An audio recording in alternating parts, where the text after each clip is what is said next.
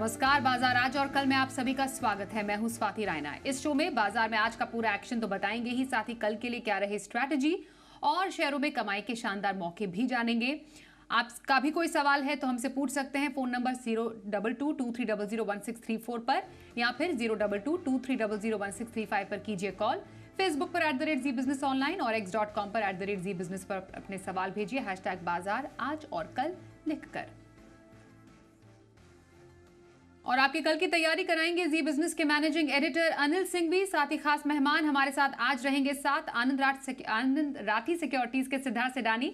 सिद्धार्थ, बहुत स्वागत करते हैं हम आपका आज के इस शो में। बातचीत का सिलसिला आपके साथ शुरू करें उससे पहले मंगलवार का बाजार क्या रहा इसमें खास, तो आज हमने देखा निचले स्तरों से दमदार एक्शन देखने को मिला। सेंसेक्स 300 अंक से ज्यादा चढ़कर 73,100 के करीब जाकर बंद हुआ। निफ्टी में लगभग 76 पॉइंट्स की आज तेजी थी, 22,200 के लेवल पर आज ये बंद हुआ और लगभग 11 अंकों की तेजी के साथ 46,590 के करीब जाकर बैंक निफ्टी की आज क्लोजिंग रही।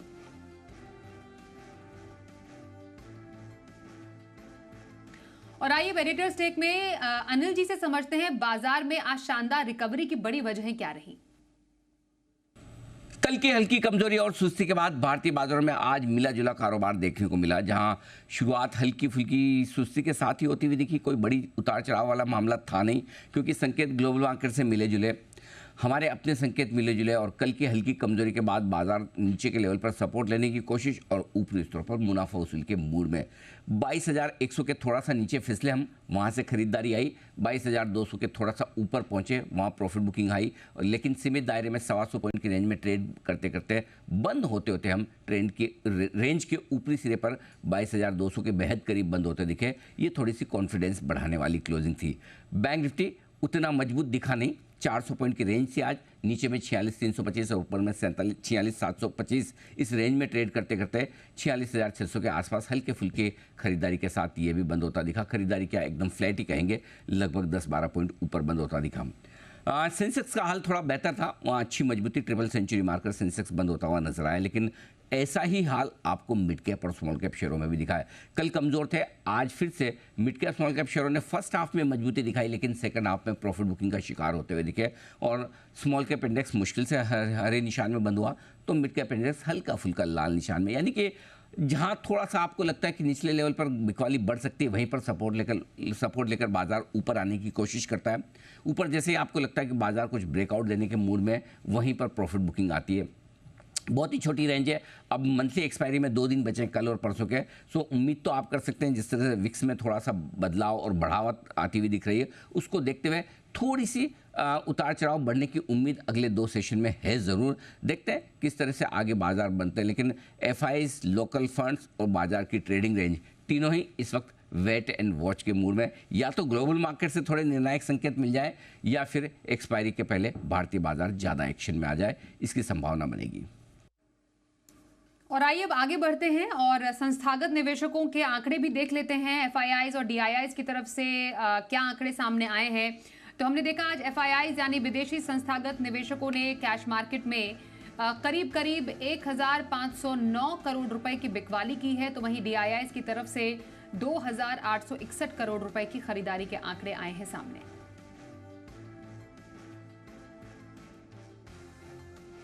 और आइए अब सिद्धार्थ सिडानी के पास चलते हैं। सिद्धार्थ, बाजार में शानदार रिकवरी वाला दिन, जो लगातार सुस्ती बाजार में बनी हुई थी, आखिरकार उससे बाजार बाहर निकल आया और एक अच्छी रिकवरी हमने आज बाजार में देखी है। अब आगे कौन से लेवल्स आप इंपॉर्टेंट मान रहे हैं? गुड इवनिंग स्वाति और गुड इवनिंग सारे दर्शकों को। मैं यही कहूंगा कि हालांकि थोड़ा सा रिबाउंड जरूर दिखा है बाजार में आज, पर अभी भी एक रेंज में सीमित दायरे में ही है बाजार। स्टॉक स्पेसिफिक बात करूं तो मिड कैप और स्मॉल कैप में कुछ एक करेक्शन जरूर देखने मिला। अगर ब्रेथ की बात करें तो ब्रेथ तो थोड़ा सा नेगेटिव तरफ ही था। ओवरऑल पर्सपेक्टिव से मैं मार्केट को अभी भी वोलेटाइल मानता हूं, डायरेक्शनलेस मानता हूं या रेंज बाउंड मानता हूं। और कुछ डायरेक्शन अगर मिलते हैं तो मैं मानता हूं कि कुछ एक मैक्रो नंबर्स आते हैं और ग्लोबल नंबर्स आते हैं, उसके बाद बाजार में एक डायरेक्शन मिलेगा। अभी के लिए मुझे लगता है कि फरवरी के ये एक्सपायरी के दिन वोलेटाइल रह सकते हैं, मार्केट डायरेक्शनलेस है। कुछ एक दिन में कुछ एक आंकड़ों के बाद डायरेक्शंस मिलते ही मार्केट में एक अच्छा अपमूव स्टार्ट हो सकता है। आप अभी ऐसा समझे कि अभी मार्केट में स्टॉक स्पेसिफिक में एंट्री करने का मौका है, जहां पे अच्छी कंपनियां, जहां पे नतीजे अच्छे हैं, उन स्टॉक्स और सेक्टर्स में जरूर एंटर कर सकते हैं, क्योंकि ये मौका दे रहा है आपको एंटर करने। बिल्कुल, तो ये रही बाजार पर राय और कुछ स्टॉक स्पेसिफिक जानकारी देते हुए सिद्धार्थ स्टॉक्स की क्योंकि बात हो रही है, तो पोजिशनली किसी को अभी यहाँ पर अगर खरीदारी करनी हो, महीना 2 महीने का नजरिया, तो कहाँ पर आपकी खरीदारी की सलाह रहेगी? देखिए स्वाति, महीने 2 महीने के नजरिए से एफएमसीजी समूह मुझे काफी अच्छा लग रहा है, और उसमें से है Godrej consumer product. Godrej consumer product, जिसपे आपको टारगेट रखना है 1350 का, स्टॉप लॉस रखना है 1230 का, विद डिस्क्लेमर की करीबन नवंबर 2017, मतलब काफी अच्छे समय से हम इसे रेकमेंड करते आ रहे हैं। वन ऑफ द लीडिंग वो FMCG play personal care segment में अच्छा खासा काम करती है। मार्जिन 13 क्वार्टर्स के हाई पे है, 55.9% पे, ड्यू टू इनपुट प्राइसेस थोड़े नीचे आए हैं, पाम ऑयल प्राइसेस इत्यादि। मैनेजमेंट फोकस कर रही है और वॉल्यूम्स बेहतर करने को, इंटरनेशनल मार्जिन को इंप्रूव करने को, और लॉन्च करना चाहती है 2 नए प्रोडक्ट्स जो लिक्विड डिटर्जेंट के साइड में है और एंटी मॉस्किटो लाइसेंस स्टिक पे है। और ओवरऑल पर्सपेक्टिव से हम मानते हैं कि ग्लोबल बिजनेसेस भी काफी बेहतर हो सकता है। गोदरेज कंज्यूमर प्रोडक्ट, जिसका टारगेट आपको रखना है 1350 का, स्टॉप लॉस आपको रखना है 1230 का। बिल्कुल, तो गोदरेज कंज्यूमर्स में पोजिशनल व्यू रखने की सलाह आई है सिद्धार्थ सिडानी की तरफ से। टारगेट और स्टॉप लॉस का जरूर ध्यान रखिएगा जो मेंशन किए हैं सिद्धार्थ ने। आइए अब आगे बढ़ते हैं और लॉन्ग टर्म व्यू की बात करें। लॉन्ग टर्म कौन सा स्टॉक पसंद है आपको सिद्धार्थ? देखिए स्वाति, लॉन्ग टर्म नजरिए से जो मुझे पसंद है वो है अपोलो पाइप्स। अपोलो पाइप से खरीदारी की राय है। लंबे समय का टारगेट आप रख सकते हैं 850 का, 850 का। अब ये एंगेज है सी पीवीसी, यूपीवीसी पाइप्स में, पीवीसी टैप्स में, फिटिंग्स में। तो ये पाइप बनाने की कंपनी है, one of the fastest growing company है।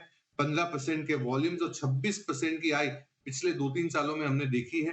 प्रोडक्ट काफी स्ट्रॉन्ग है, जो water supply, plumbing applications, domestic constructions में लगते हैं अपोलो पाइप्स के। तीसरे तिमाही के नतीजे भी अच्छे दिखे, जहां पे मार्जिन भी ऊपर आते हुए दिखे, आय भी, कामकाजी मुनाफा भी 25% से ग्रो होते हुए दिखा। मैनेजमेंट टारगेट करे 30% रेवेन्यू में ग्रोथ आने की आने वाले 3 से 4 सालों में, led by capacity expansion, value added products. और हम मानते हैं कि 500 करोड़ का केपेक्स भी है एफआई 24 से एफआई 26 के बीच में। इंडस्ट्री 10 से 12% वाई ग्रो हो रही है, क्योंकि इंफ्रास्ट्रक्चर में अच्छी खासी डिमांड दिख रही है। हम मानते हैं ये कंपनी भी काफी अच्छा परफॉर्म कर सकती है आने वाले समय में। टारगेट लंबे समय का 1 साल का नजरिया आप रखें 850 रुपीज का। अपोलो पाइप्स में लॉन्ग टर्म की खरीदारी करने की सलाह आई है सिद्धार्थ सिडानी की तरफ से। पहले कॉलर से आइए बात करते हैं। हमारे साथ भुवनेश्वर से श्री कृष्ण मोहंती हैं। नमस्कार सर, बताइए कौन सा स्टॉक आपके पास है? सर मान नमस्कार सिद्धार्थ जी, जय जगन्नाथ। हेलो, जय जगन्नाथ, नमस्कार। मेरा सवाल है, जम्मू कश्मीर बैंक पे मैं 1000 शेयर खरीदा था 23 रुपया 50 पे आपका एडवाइस पर। उसमें 500 बेच दिया हूँ 70 रुपया भाव में, अभी 500 शेयर है। और आईडीएफसी लिमिटेड वो भी 25 रुपया 50 पैसा में लिए हैं, अभी तक 1000 शेयर है, 3 साल हो गया, लेकिन उसका जो मर्जर है अभी तक नहीं हुआ। अभी क्या सेल कर दूं या रखूं? ओके, तो आपने जिन लेवल्स पर खरीदा है इन दोनों ही स्टॉक्स को, उसके लिए आपको पहले तो बहुत बधाई। मैं सीधे सिद्धार्थ आपके पास जाऊंगी, ओवर टू यू, और जानेंगे आप क्या स्ट्रैटेजी रखे हैं। देखिए, पहले तो दादा आप जेएन के बैंक में आप बिल्कुल बने रहिए। मुझे लगता है कि इसमें मोमेंटम जारी रह सकता है। अच्छा खासी क्रेडिट ग्रोथ दिख रही है, मैनेजमेंट काफी कॉन्फिडेंट है बिजनेस को लेके, अच्छी फ्रेंचाइजी है, ओवरऑल ऑपरेशनल परफॉर्मेंसेस काफी अच्छे दिख रहे हैं, जीएनपीएस भी गिर रहे हैं, तो जेएन के बैंक पे तो बिल्कुल बने रहिए। आईडीएफसी बैंक में मैं कहूंगा कि आप यहाँ पे मुनाफा बांध सकते हैं, और इसके बजाय आप आईडीएफसी फर्स्ट बैंक पे निवेश कर सकते हैं। ये हमारी फंडामेंटल राय भी है आईडीएफसी फर्स्ट बैंक पे। इस पे आप बिल्कुल एंट्री कर सकते हैं अभी, और करीबन 6 से 12 महीने के लिए बने रह सकते हैं। बिल्कुल, तो जेएनके बैंक बने रहिए। आईडीएफसी फर्स्ट बैंक पर आप खरीदारी कर सकते हैं इंस्टेड ऑफ आईडीएफसी। मुनाफा बांधने की आपके लिए सलाह आई है इसमें। ये आपके लिए राय है हमारे आज के एक्सपर्ट सिद्धार्थ सिडानी की तरफ से। अगले कॉलर प्रवीण जी गुजरात से। नमस्कार सर, बताइए क्या सवाल है आपका। सर मैडम मेरे पास LIC के 60 शेयर है 630 के भाव के। हेलो।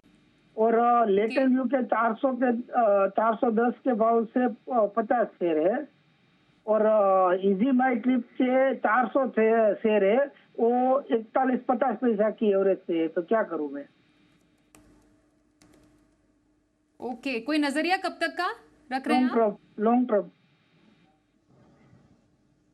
लॉन्ग टर्म का नजरिया। LIC, लेटेंट व्यू और इज माई ट्रिप, ये तीनों स्टॉक्स इनके पास है जिसमें इनकी एंट्री बहुत जबरदस्त लेवल्स पर है। बताइए सर सिद्धार्थ, क्या करना चाहिए इन्हें अब?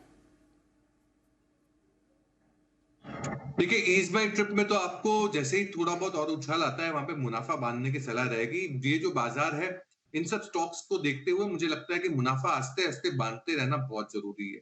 पॉइंट 1। पॉइंट 2, LIC बिल्कुल आपको बने रहना चाहिए क्योंकि बहुत ही बेहतरीन कंपनी है। हमारी फंडामेंटल राय भी थी एक समय पे, बट यहां से आपको बने रहना चाहिए अगर आपका लॉन्ग टर्म का नजरिया है तो। ओके, ये आपके स्टॉक्स पर राय रही। बिल्कुल, अगले कॉलर से बात करते हैं। प्रदीप जी हैं मुंबई से, उनसे भी जाने उनका सवाल। नमस्कार प्रदीप जी, बताइए क्या सवाल है आपका। नमस्कार मैडम, मैं TRF लिया हुआ है 438 रुपए में 50 शेयर्स। TRF। ओके। और एक है नेटवेब टेक्नोलॉजी 500 जो IPO में लगा हुआ है 30 शेयर। हाँ जी, ठीक है। ओके, नेटवेब टेक्नोलॉजीज और TRF, राय आपकी सिद्धार्थ इन पर? देखिए, TRF पे तो मेरी कोई नजरिया नहीं है, ना कोई राय है। नेटवेब टेक्नोलॉजीज पे भी कोई राय नहीं है। हाँ, बट मैं यही कहूंगा कि ये सारी कंपनियों को आप थोड़ा सा मुनाफा बांधते रहे, उछाल पे निकलते रहे, वही बेहतर रहेगा। क्योंकि मिड कैप्स और स्मॉल कैप्स में काफी एक अच्छा उछाल देखने मिला है हमें। तो इस लेवल्स पे, इस मुकाम पे मुझे ऐसा लगता है कि मुनाफा बांधना बहुत जरूरी रहेगा। फिर भले ही थोड़े बहुत करेक्शन के बाद आप री एंटर करें, बट मुनाफा बांधते रहे। ओके, तो ये रही आपके स्टॉक्स पर सिद्धार्थ सिडानी की राय। कल के बाजार पर क्या रहे खास स्ट्रैटेजी और बाजार के लिए अहम संकेत, अब समझते हैं अनिल जी से। 3:30 बजे भारतीय बाजारों के बंद होने के वक्त डाउ फ्यूचर्स एकदम शांत, मुश्किल से 2-4 पॉइंट ऊपर ट्रेड करते हुए दिख रहे थे। तो नैस्डैक फ्यूचर्स में लगभग 35-40 पॉइंट की मजबूती थी। यानी कि अमेरिका में एग्जैक्टली किस तरह का ट्रेडिंग सेशन होगा वो देखना होगा। तो थोड़े संकेत वहाँ से लेने की कोशिश करेंगे और बाकी संकेत लेंगे हम हमारे FIs और लोकल फंड्स के डेटा से। वैसे इन डेटा में अब एक्सपायरी के एडजस्टमेंट्स काफ़ी कुछ होंगे, रोल ओवर्स होती दिख रही है पोजिशन, तो उस लिहाज से ठीक अंदाज़ा लगाना मुश्किल। और उस लिहाज से आप कह सकते हैं कि बाजार को जो ट्रेडिंग रेंज लेकर समझ में आ रही है, नीचे में 20,000, नीचे में 22,000 और ऊपर में 22,300, इस 300 पॉइंट की रेंज में बाजार को ट्रेड करना है। और क्लोजिंग बेसिस पे बाजार न तो 22,100 के नीचे बंद होने को तैयार है, नहीं 22,200 के ऊपर, ये एक रेंज दिख रहा है। तो अगर कल के सेशन में एक अच्छा ग्लोबल संकेत मिले और 22,300 के ऊपर निकले या 22,225 के ऊपर की क्लोजिंग मिल जाए तो बाजार एक अच्छा एक्शन देने को तैयार, तेजी की तरफ हो सकते हैं। अगर ऐसा ना हो, ग्लोबल संकेत कमजोर हो, तो 22,000, 22,075 एक बार फिर से आपके लिए मजबूत सपोर्ट का काम करेगा और 22,000 के नीचे बंद होने पर ही कमजोरी का पहला संकेत आता दिखेगा। बैंक निफ्टी का जहां तक सवाल है, 46,175, 46,325 ये कल आपके लिए मजबूत सपोर्ट का काम करेगा और ऊपरी स्तरों पर 46,800 से 47,000 की रेंज वो है जहां पर आपको प्रॉफिट बुकिंग भी आती हुई दिखेगी। तो डेटा इंटरेस्टिंग है, मूड एकदम बाजार में सधा हुआ है, ट्रेडर्स अपनी पोजीशंस काफ़ी कम कर रहे हैं, एक्टिविटी कम है, वॉल्यूम्स धीमे हैं, रेंज छोटी है और कुछ नए ट्रिगर्स का बाजार इंतजार कर रहे हैं। अब वो या तो ग्लोबल मार्केट से आए या फिर निफ्टी की परसों की वीकली एक्सपायरी के पहले कल और परसों थोड़ी वॉलेटिलिटी और उतार चढ़ाव बढ़ता हुआ दिखे, और जिसका सभी ट्रेडर्स को इंतजार भी है। और आइए अब देखते हैं कल का ऑप्शन।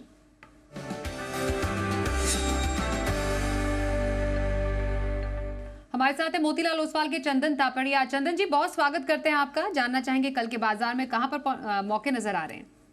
जी नमस्कार। देखिए, बाजार में कोई भी हल्का सा डिक्लाइन आता है मीनिंगफुल, वहाँ पे खरीदारी के मौके वापस बन जाते हैं, तो पॉजिटिव बायस हम रखेंगे। सबसे पहला ट्रेड सेटअप हम सजेस्ट करेंगे टाटा मोटर्स में टाटा मोटर्स की यहाँ पे हम एट द मनी 960 की कॉल पे खरीदारी की सलाह देंगे। आप देखोगे काफी अच्छा सेटअप यहाँ पे बना हुआ है, एक ब्रेकआउट डेली वीकली चार्ट पे बन रहा है।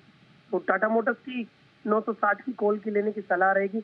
यहाँ पे 6 रुपए का सपोर्ट रहेगा, ऊपर में लगभग 17 से 18 रुपए तक के टारगेट टाटा मोटर्स की 960 की कॉल में बनने चाहिए। दूसरा ट्रेड रहेगा वोल्टास। वोल्टास में एक ब्रेकआउट बना है, वीकली चार्ट पे हाई टॉप हाई बॉटम के सीक्वेंस कंटिन्यूसली बन रहे हैं। डेली चार्ट में भी एक डिसाइसिव ब्रेकआउट यहाँ पे देखने को बना है। तो वोल्टास की 1120 की कॉल पे हमारा फोकस रहेगा। 1120 की कॉल ले, 7 रुपए का सपोर्ट रहेगा 21 से 22 रुपए के टारगेट के लिए। बिल्कुल, तो ये रही स्ट्रैटेजी, ऑप्शन स्ट्रैटेजी 2 स्टॉक्स पर हमारे आज के एक्सपर्ट चंदन तापड़िया की तरफ से। धन्यवाद चंदन जी हमसे बातचीत करने के लिए। और सिद्धार्थ आपके पास अब हम आएंगे और जानना चाहेंगे कहां पर 1 से 2 दिन का नजरिया रखने की आपकी रहेगी सलाह? देखिए स्वाति, 1 से 2 दिनों के नजरिए से मैं खरीदना चाहूंगा आरटी इंडस्ट्रीज को। आरटी इंडस्ट्रीज जिसका स्टॉप लॉस आपको रखना है 655 का और टारगेट रखना है 700 रुपए का। One of the finest chemical company है, बेंजीन बेस्ड केमिकल बनाती है आरटी इंडस्ट्रीज, जिसका टारगेट आपको रखना है 700 का और स्टॉप लॉस 655। आरती इंडस्ट्रीज में इंट्राडे खरीदारी की सलाह आई है सिद्धार्थ सिडानी की तरफ से। टारगेट 700 और स्टॉप लॉस 655 लगाने की उनकी है सलाह।